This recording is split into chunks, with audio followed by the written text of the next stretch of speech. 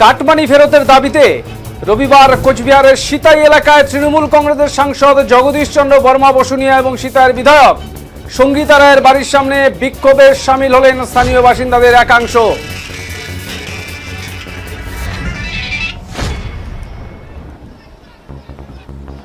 আবার আপনাদের জানিয়ে রাখি, কাটমানি ফেরতের দাবিতে রবিবার কোচবিহারের সিতাই এলাকায় তৃণমূল কংগ্রেসের সাংসদ জগদীশ চন্দ্র বর্মা বসুনিয়া এবং সিতাইয়ের বিধায়ক সঙ্গীতা রায়ের বাড়ির সামনে বিক্ষোভে সামিল হলেন স্থানীয় বাসিন্দাদের একাংশ। বিক্ষোভকারীদের অভিযোগ, বিভিন্ন সরকারি প্রকল্পের সুবিধা পাইয়ে দেওয়ার নাম করে সাধারণ মানুষের কাছ থেকে বিপুল পরিমাণ অর্থ আদায় করা হয়েছে।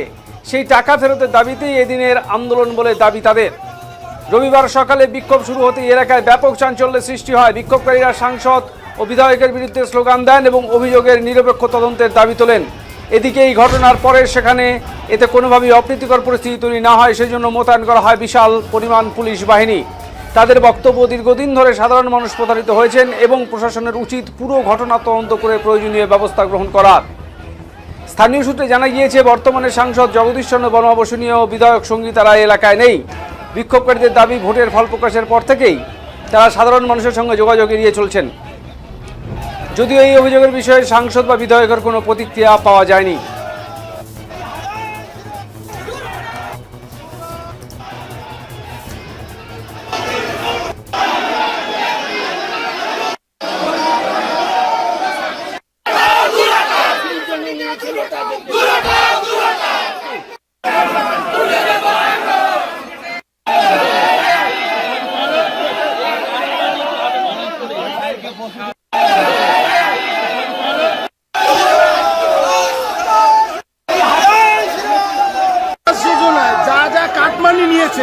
তার সবার নেতা হলো এই জগদীশ বসুনিয়া।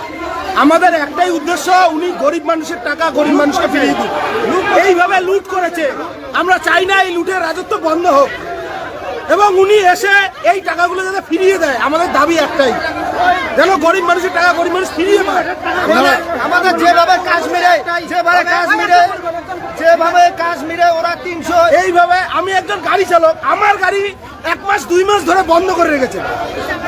আমি চালাতে পারিনি, আমার বাড়িতে মা অসুস্থ।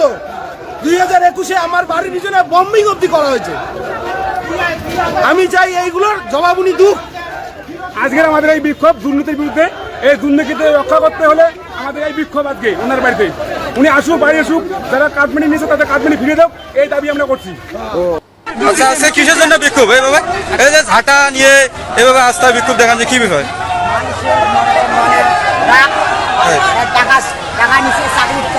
কে টাকা নিছে? কোন দল করে সে? এখন কি চাইছেন?